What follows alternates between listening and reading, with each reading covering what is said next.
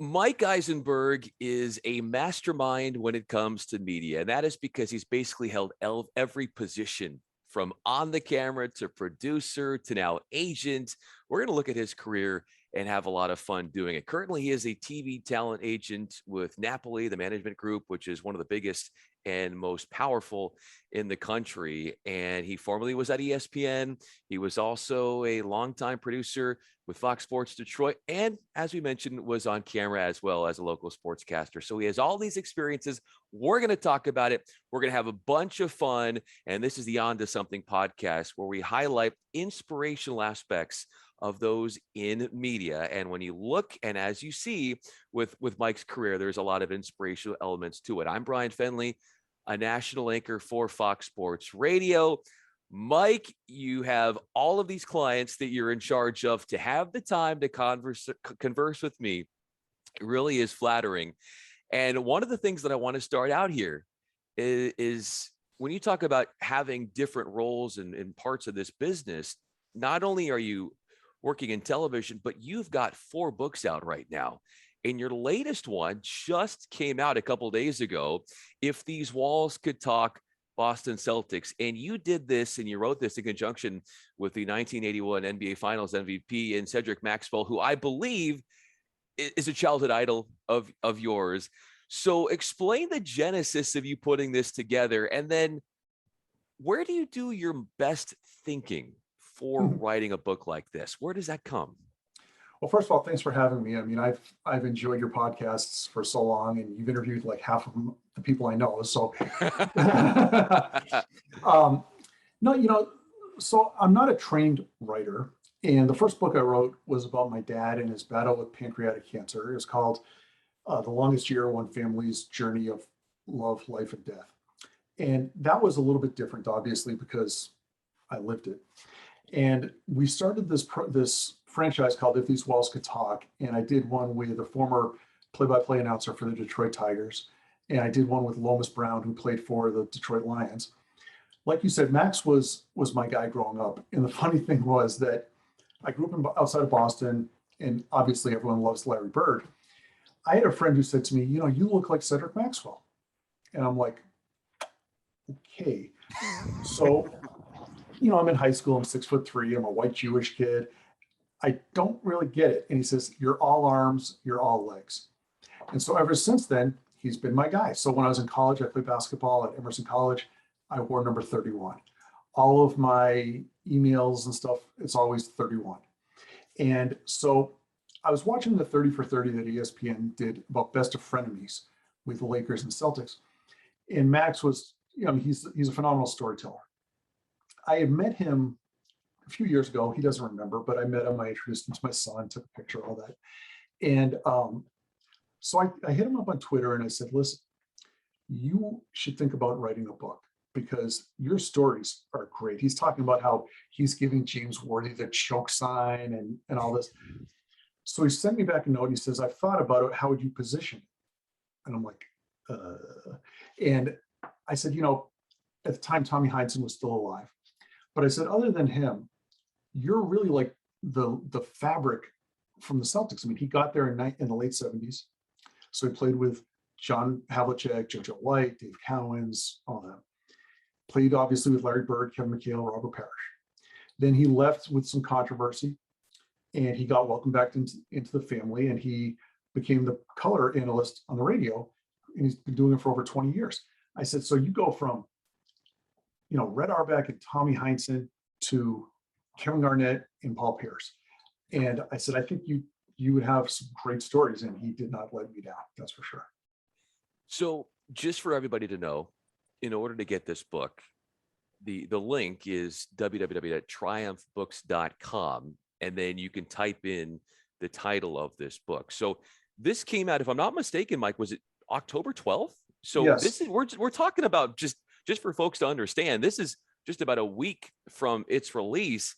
And for those who are a sports fan, for those who enjoy conversations with big time athletes, the thing about Mike and what I've seen is, even though you said that you're not one of those, you come up as a writer, you have some clear talents here. And so I want people to realize that this is really well worth their time to check out this book. And like you said, this is one of 4 books to come out. And I wanted to touch on the first book because, Mike, for me, I also lost my dad to cancer.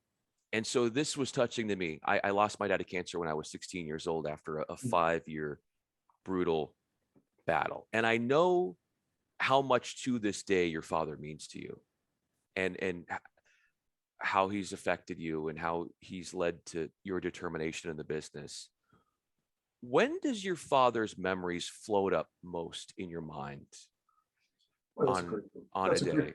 That's a great question. And when I wrote that book, I had obviously never written a book, and I was working at ESPN, and then I came over to Fox, and it was the weirdest thing because you asked me where do I do my best thinking, and that book was the one that really entailed the most thinking.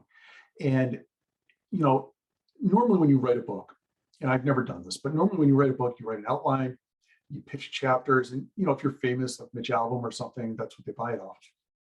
But my dad's book, I just wrote the whole thing like in spurts. I wouldn't write for 3 days, and then all of a sudden, and here's how inexperienced I was, is they told me the word count they wanted me to hit. Well, I didn't realize that on Microsoft Word, there's a button that tells you how many words you typed. So I would go through different pages, like pick a random page. I would see how many words there were per line, multiply the lines, like I'm an idiot. And so I get done writing the book, and then I realized it, and I'm like, oh my God, it was 10,000 words more than I thought. But no, I think about my dad all the time. He, there's obviously certain things that make it bubble up. Like, for example, today is my son's birthday. Oh. So I think back about that. And when I wrote the book, it was meant really for my family to, kind of put a bow on his life and the lessons that we learned. And it was, the way I did it was I kind of interwove, times growing up and fun experiences with, okay, now here's where we are. He's got cancer and all this. And what I found when I was writing it, I was able to articulate it a little bit better than when I started, which was, my dad was sick for 11 months. And when he died, I was devastated. I mean, he's my best friend. I was really fortunate because working at ESPN, I was, an hour and a half from his house. I slept with him, I fed him, I took care of him. And I wouldn't change that for anything in the world. And when he died, it was weird because I had a sense of peace about me. And when I wrote the book, I figured out that the reason I had that was because when he needed me the most, I was there and I did everything for him. And there was nothing that was left unsaid. There was nothing left undone. And I thought that was a valuable lesson. And I wanted to try to share that with people. But yeah, I think about him all the time. It could be like I was talking to my sister this morning, and we'll come up with some stupid saying. And it's like, oh yeah, that was a dad saying. So yeah, I do think about him all the time. Mike Isenberg is with us with Napoli. I'm Bryan Fenley, a national anchor at Fox Sports Radio. You said you think about him constantly and that when he needs you, you are there for him. So let me throw that to the matriarch of the family and how when your mom was there for you, how you were able to return the favor. What did that look like? Well, during that period with my dad, so he had pancreatic cancer, and they did this surgery and it confirmed that he had it, but he wanted me to tell her instead of him telling her. So there were a lot of moments like that where I felt like I was really able to step up. My mom passed away in February of 2020 from progressive subnuclear palsy, which is like Parkinson's on steroids. And it was awful because she wasn't able to move, she wasn't able to talk, and she was living in Atlanta with my sister, and I live in Michigan. I wasn't able to just drive over there. But we have a very close family, and maybe it's unique. I don't know, but we deal with some tough times with humor as much as we can. And so for example, this summer we had to go to Boston for the unveiling of my mother's headstone. And the service itself was very emotional, but we were laughing during it because we're telling stories and things like that. And everybody's family is different, but that's how we get through it. And, I wish that I was able to, be an hour away from my mom when she was dying. But, my sisters were closer location wise, so they were able to carry a load. And, we just did it as a family. And again, I wouldn't change anything in either of those situations. Your mom certainly smiling down on you right now. And you touched about your son whose birthday is today. And I know you have a lot of pride with what your kids are doing. Take us to the moment when your daughter found out that she had made the acting school at DePaul, knowing how hard it is to get into that program. You did your research. So my son is at Michigan State, and he is doing terrific. He's a junior marketing major, really, growing up really well. My daughter has always been like me. I mean, she is me. She thinks the way I do. She's a better writer than I am. And so we're waiting to find out if she was getting into DePaul. They take 3% of the kids for the fine arts program. They take exactly 32 kids, not 33, not 34, 32. So she didn't have a senior trip because of COVID. So this summer I went to Los Angeles for work, and she came with me, and she bebopped around LA, and I worked, and then we got together at night. And I was at lunch with my boss and two of my coworkers. And my daughter texts me and says, "Hey, DePaul called. They want to set up a Zoom call. Are you available?" And I'm like, I literally just sat down to lunch. I go, "Can we do it in an hour?" She texts me back, "I'm just going to call her." So I'm sitting at lunch with my boss and these two coworkers, and we're talking about, nothing. We're not talking about the weight of the world, and we're just talking about business. Yeah. And I get a text that says, "I got in." And I go, "She got in." And I start tearing up, and we're in this restaurant, everyone's probably looking at me. And I was just so proud of her, because it's such a selective program. And it's like, it's like broadcasting. I mean, you don't go to any school for broadcasting. I went to Emerson, you go to Syracuse, Ithaca, there's a handful of different ones. And DePaul, when we went there the day before the pandemic hit. So literally, as we were driving home, the NBA has canceled their season. I'm like, oh my God, what the hell is going on? But that was the one school we visited. That's where she really wanted to go. She had already resigned herself that she was going somewhere else. And so to get that call was just like, I was shaking. And it was a really, really cool moment. How have your kids made you a better agent? Well, so my son just turned 22 today. My daughter is 18, and or 20. She's 19. I'm sorry, she's 19. So I deal with a lot of younger clients, not quite that young, but younger. So one thing that they've helped me with is being able to see kind of the way that generation thinks, because I'm not trying to sound like get off my grass, but they are a different generation. They think differently. And when I was at Fox, I hadn't planned on leaving for another, at least until my kids were both in college. And I was interviewing for my boss's job. He had taken a buyout, and in the middle of it, we called HR, and they told me that because of financial cuts, they were laying off people, and I was one of them. Biggest shock I've ever had in my life. So when I came home, I talked to my kids and my wife, and everyone was like, "You're really good on TV. You've won these awards, and you should go find a TV job." And I had promised them that I wouldn't move them or me while they were in high school. When we got divorced, I said, I'm not moving you. And I could have found another job like that, but I didn't. And I said to them, listen, one of two things is going to happen. I'm either going to take some job that's totally out of business, banking or whatever, and make a ton of money, or I'm going to find a job that I think is a cool job, like, when I worked at Fox, like when I worked at ESPN, and make a good living. And it took a while, but that was my inspiration to get to doing what I'm doing. Not just because I have to pay the tuition, but like you want your kids to be proud of you and see, everyone goes through struggles, everyone has tough times. So the question is, what are you going to do? Are you going to lay down, or are you going to get up? And so that's something that I took a lot of pride in, and that's something that I really wanted to make sure that they got those messages.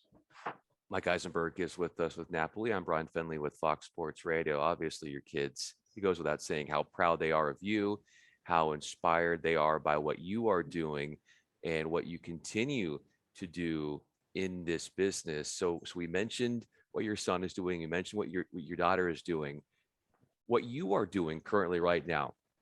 And I know this is a different step for you in your career because as an agent, you, as we mentioned, you have been on camera, you have been a coordinating producer.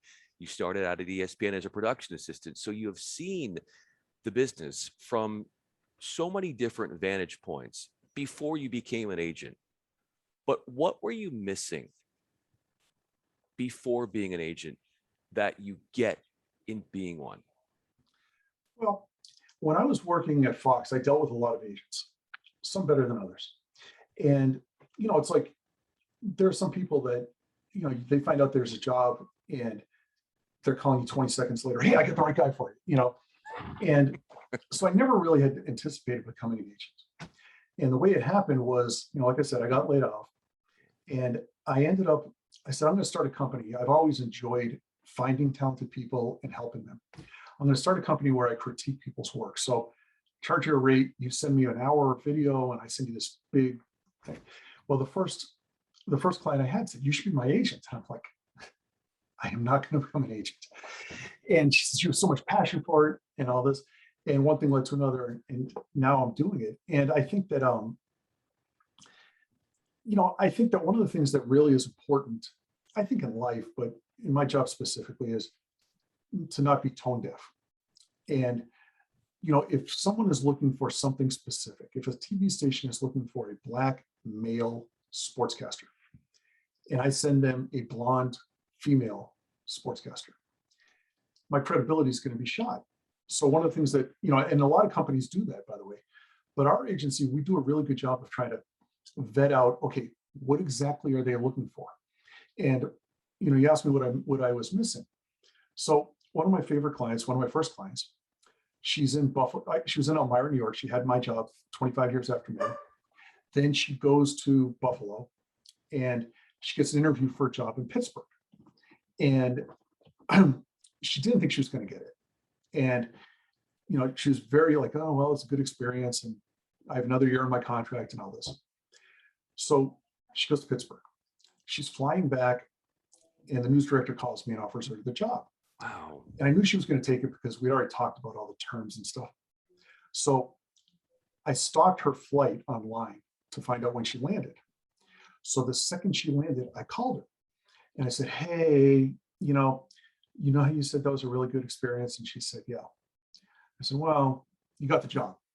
And she starts screaming and I'm tearing up. And the pride that I take in my clients when they do something like that was something I really didn't grasp. I mean, I got it with my kids, but I didn't grasp it before. I mean, obviously, the more clients that you have that get better jobs, that make more money, I make more, that's all fine. But the ones that I have a connection with that's something that was a surprise to me and I really get a kick out of it. Why is it so easy to be your friend? Because that's what I hear. I hear you accumulate all these relationships, preserving them and nurturing them. And obviously with what you do, that is critical to the success of what you want to do, and then helping position your clients in those right locations and jobs. But it all stems from those relationships. And why do you think the way to which you approach relationships has been fundamental to your success? Well, I think that, when you, as far as like the job goes, when people think agent, you're thinking the slick back hair and show me the money and Yeah, sure. and I'm sorry, I don't have the slick back hair, but I really try to listen to the clients, and we're a great company, and we're very selective about who we sign as clients. So there are times where I have people that'll call me and, hey, this just isn't going to be a good match, and I'll tell them that up front, and I'll try to help them because I've been that person. I've been in Elmira, New York, trying to get a job somewhere else. So I think that experience in trying to be empathetic with what they're going through is something that's really important. And I'll tell you a quick story is I was at a different company. I had a client and she was working in Oregon. and her husband or fiance got a job in Louisville. So she was moving to Louisville and she figured she'd find a job there. So she drives cross country, goes to Louisville. Then the day she got there, she decided she didn't want to marry this guy, drove back home to Kansas City. And so I talked her through it and all that. So 3 or 4 months later, she didn't realize that I had left the company and gone to Napoli, and I wasn't allowed to take her. So she calls me up to ask me about a job. And I said, I don't work there anymore. And she said, what? And she ended up calling the head of, we're both owned by the same company, this equity group. She called them and said, if I don't go with Mike, I'm out of the company. And, I was really touched by that. And I called her afterwards and I said, why'd you do that? And she goes, because when I drove from Louisville back to Kansas City, we talked for over an hour. You didn't ask me one question about work because you cared about me. And so I try to care about people and try to do things the right way. And I think that that's really fundamental to what our company does and how I try to go about things. I hear the empathy that you just displayed right there in that story. For people to understand more about your own story, you got your start from an on-air perspective, and you were a local sportscaster. If you look back at those days, Mike, where's a moment where you could have used empathy from somebody else, given a trying time that happened? Well, back in the day when I was on TV, I had a lot more here, a lot less here. But it's a great question. I mean, I went to Emerson College and I graduated, and I got a job in November, started the Monday after Thanksgiving in Elmira, New York.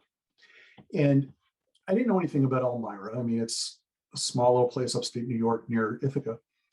And I was plugging along, and our news director got fired. And this was the guy who hired me. He was at my wedding. He's a friend of mine, all this. And I didn't handle it very well. They had hired someone to replace him, and we didn't get along at all. And my dad was really key, because when I told him what I had said, he's like, I would have fired you. So, but at that time, I could have that was a time where if someone at the station had sat down with me and said, look, here's the situation, this is what it is, and like in that kind of a way, and I understand what you're feeling, I think it would have made my life dramatically easier. So I think something like that, and one of the things I tell young people is that in any field, okay, if you want to be a surgeon, then find the best surgeon, and now you can connect with them on email or Twitter or whatever. Find out what they do, put your own twist on it, and do that. And in TV, like everyone has been an intern. Everybody's had the crappy hours and no pay. Everyone's been in Elmira, New York, making $7 an hour. We have. So I think it's incumbent on people that have kind of got to the other side, whether it's, people that are on TV that are, Rob Parker or people like that, he's great at it, or whether it's just someone who's trying to help them get through it like me, to be able to understand, hey, I've been where you are. Let me tell you what I went through, and let me tell you how I think it could help you. So I think it's really important to try to do that, because, it's no different than you're an aging quarterback in your team, not Aaron Rodgers apparently, but they drafted a quarterback number one. Like, you're not going to play forever. This guy, whether he's playing for your team or another team, he hasn't done anything wrong. He got drafted. And, I think it's important that you try to help them as much as you can, because someone helped you. No one gets anywhere without getting helped. Speaking of getting help, I want to ask you about the help that David Ortiz gave you. And the story behind that, and how we know him as this slugger, but in this role in Mike Isenberg's life, he played the role of a setup man. Well, when I was at Fox Sports Detroit and ESPN, I was around a lot of pro athletes, and I always got along with everyone. And, someone said the reason was because athletes want to be coached. And even though, they're athletes, you're not like, oh my God, I can't talk to this person. Like I wanted them to do well. Well, then there was Big Papi, and he came here in 2008, And I went up to him, and I'd never done it. I've never done it since. I just went up to him. I said, "Hey, David, Mike Isenberg. I work at Fox Sports Detroit. I'm from Boston. I just want to say thank you, because these two World Series titles in '04 and '07, like, just life changing." So we got to be friendly. And in 2010, he came here, and he was really struggling. He's batting 100. Buster Olney had written in a column that they might let him go and release him. And we're in the dugout, and I said to him, "Can I say something to you?" And he said, "Sure." I said, "Poppy, anyone in Boston that boos you based on what you've done can kiss my you know what, because you've done a lot." And he really appreciated it, and etc. So fast forward to 2013, I'm in the middle of getting divorced, and there was a woman at work that I was friends with. I didn't even know her last name. I mean, we weren't dating or anything like that. She was a big Tigers fan. I'm a big Red Sox fan. So we bet on the ALCS. And if you remember in that, they lost the first game. Game two, they were getting no hit for 5 or 6 innings by Anibal Sanchez. And then Big Poppy hits the grand slam where Torrey Hunter, goes butt overhead into the bullpen. And basically they won the series. So she owed me lunch, so we went out to lunch, and the next night we went out to dinner, and we fell in love. We went to Buffalo Wild Wings.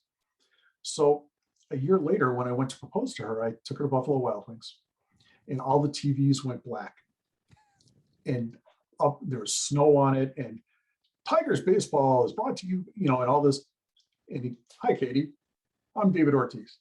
They call me Big Poppy," and he proposed to her for me in front of everyone. So the whole, everyone was just looking around like, "Oh my God, what the heck is going on here?" And I looked at it like this. She kind of had to say yes to Big Poppy, so I knew I was in good shape. And in fact, even at our wedding, the wedding cake, it has the groom and the bride, and she got a little figurine of David Ortiz as the preacher. So it was a really cool experience. Mike Isenberg is with us, TV talent agent at Napoli. I'm Bryan Fenley with Fox Sports Radio. So we talked about Mike's book as well, and I want everybody to know that please go to www.triumphbooks.com, and that is where you can find his newest, If These Walls Could Talk, Boston Celtics. He worked on this in conjunction with MVP of the NBA Finals in 1981, Cedric Maxwell. So that is one of the many ventures that Mike has been a part of. How soon until we get an introspection in a book on your life? Is that book number 5, or how close away are we to that? That's going to be a ways. When you're writing a book, especially when you're not famous, you have to have a hook, right? And like the book with my dad was, okay, everybody's, you lost your father. At some point, everyone, whether it's a father, mother, like they go through a loss. And that was the tie to that. With the Tigers book that I wrote with Mario Impemba, who was the play-by-play voice for the Tigers, we were at a playoff game in 2012, I think. And they had us sitting in the left field bleachers because the press box was overflowed. And, we went to go to the bathroom. And it took like an hour because everyone was stopping him. "Hey, Mario, what do you think about Tigers?" And I said, this is a strong hook here. I mean, we should look at this. And I talked him into it. With Lomas Brown, he lives in Michigan still, and he does the Lions games on the radio, and everyone knows him, everyone loves him. And with Max, everybody loves Max. So those were easy hooks. I mean, I don't know that I have the hook to get anyone that interested in it, but I try to share things with people, just my clients and people that are looking for advice on just things I've gone through and how that could hopefully help them go through similar things. What is the biggest obstacle that you've overcome in your work now as an agent? Like, you've opened up so many doors for so many people, and the relationships that you talked about have been priceless. They have been transcendent. And it's because you have the empathy. It's because you have the experiences of living that life, of being on air and knowing the grind that it takes and the grunt work. But for you, maybe it was when you were getting started, or where you worked really, really hard on something, and you have so many clients, and so I never want you to say what was your proudest, deal or all that, because all of them are super important to you. But what is an opportunity for you where things weren't going your way and you found a way? Because I think that when people need to understand Mike Isenberg, it's the fact that that is the common denominator of who you are. You find a way, no matter the circumstances, no matter the obstacles. And this is something that we can take the whole timeline of your life. And I hope that people realize when having you on here, but specifically finding a way despite many different obstacles when it relates to your work as an agent. What is a specific example where you really impressed yourself with how you handle this situation? Well, I think that one of the things is that you're going to go through tough times. Any job, your dad, you're going to go through those times. And, I don't like the Lakers. I don't like the Knicks. But Pat Riley wrote a book, and he told the story about, when he was getting married, it was the last time he saw his dad, and and his dad gave him this advice. He said he harkened back to when Pat was a younger kid, and he played basketball with some older kids in the playground, and he'd come home crying because he'd always get beat up. And his dad said, there comes a time in life where you have to stand firm, plant your feet, and kick somebody in the ass. And I've really used that as sort of a mantra, because you get defining moments in your life where you're facing death or divorce, or you lose your job. Like, everyone's going to have those things. And how you get out of it is really what defines you, I think. And so, one of the things that I say to all my clients, and it's easy to say, and when you hear it, you think it's a cliche, but it's that you never know. And I've had clients who we couldn't find a job for them. Couldn't. Contracts running out, they're getting nervous, da da da da. And then all of a sudden, here's 3 job offers.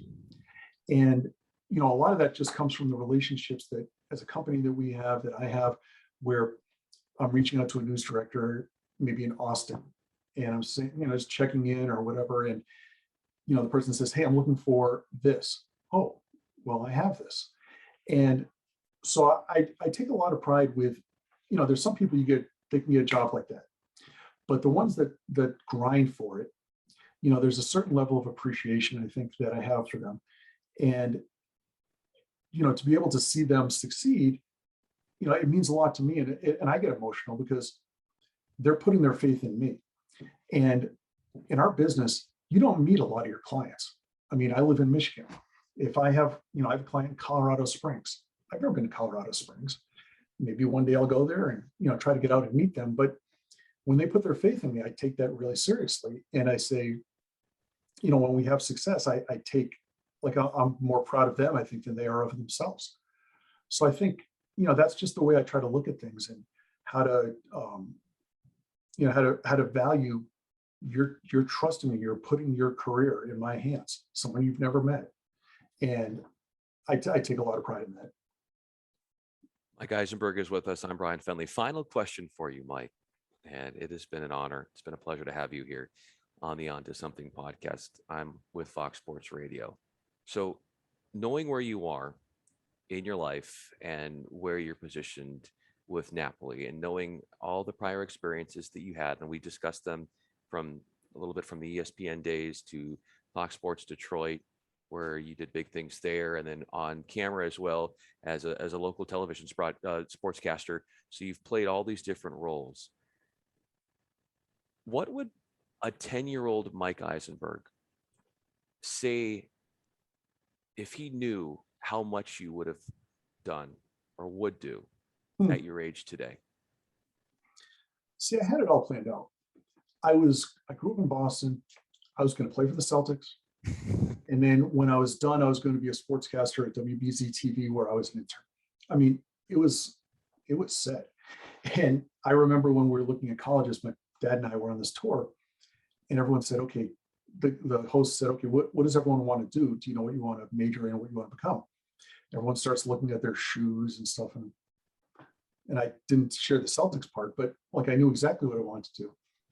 And I think that the biggest lesson that I've learned is that very rarely in life, and certainly not in this business, is it linear from here to here. It's here to here to here to here to here to here. And being an agent was not something that I, in a million years, thought of.